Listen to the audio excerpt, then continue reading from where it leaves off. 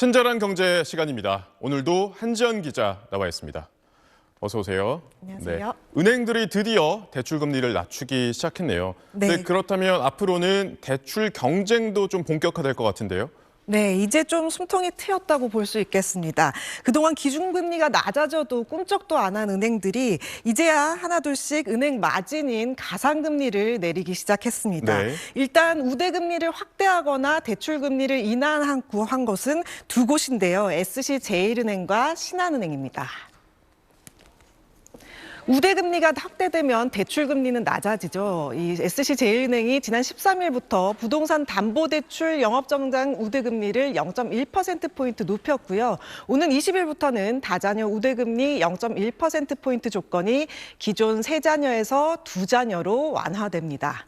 신한은행은 그제부터 반년 만에 가계대출 가상금리를 0.05%포인트부터 최대 0.3%포인트까지 낮추기로 했습니다.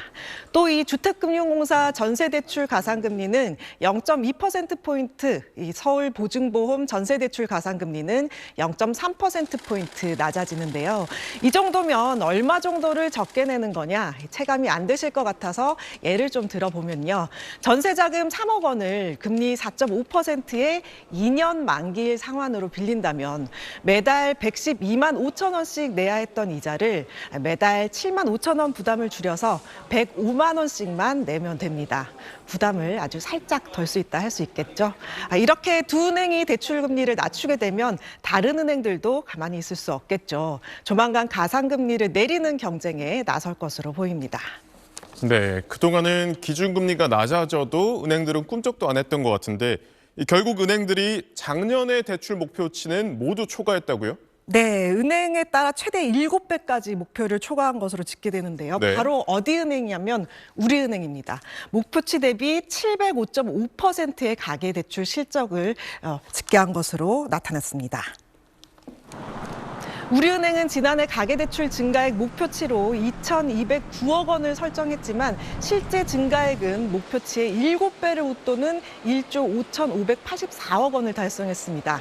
증가액이 가장 많은 곳은 하나은행으로 4조 4,740억 원의 증가액을 보였는데요. 목표치 2조 7,828억 원에 1조 6배를 달성했습니다. 4대 시중은행의 가계대출 잔액을 다 합치면 총 516조 7,692억 원으로 집계됐는데요. 전년 동기 대비 13조 3,561억 원이 늘어난 수치로 지난해 초 자체적으로 설정한 목표액을 4조 원 정도 초과했습니다. 그동안 은행들은 연초 대출 한도가 새롭게 설정되면 문턱을 낮춰서 공격적으로 이 대출 영업을 하다가 4분기 정도부터는 목표치를 맞추는 이른바 이 관리에 들어갑니다. 지난해는 그 관리가 좀 더 심해져서 이 대출 중단이라는 초강수까지 뒀는데요. 이 과정에서 실수요자들까지 대출이 막히기도 했었죠.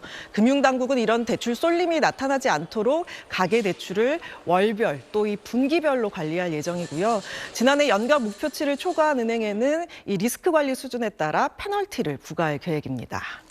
네, 최근에 이 경기 한파가 은행들에게는 남의 이야기처럼 들릴 것 같습니다. 네. 지난해보다 임금 인상률을 높이고 또 성과급 규모도 확대한 것으로 보이네요. 네, 비결은 바로 높은 이 예대금리 차에 있는데요. 예. 기준금리가 이 두 차례 낮아진 지난 11월 은행권 예대금리 차는 1.41%포인트로 1년 3개월 만에 최대 폭으로 집계됐습니다.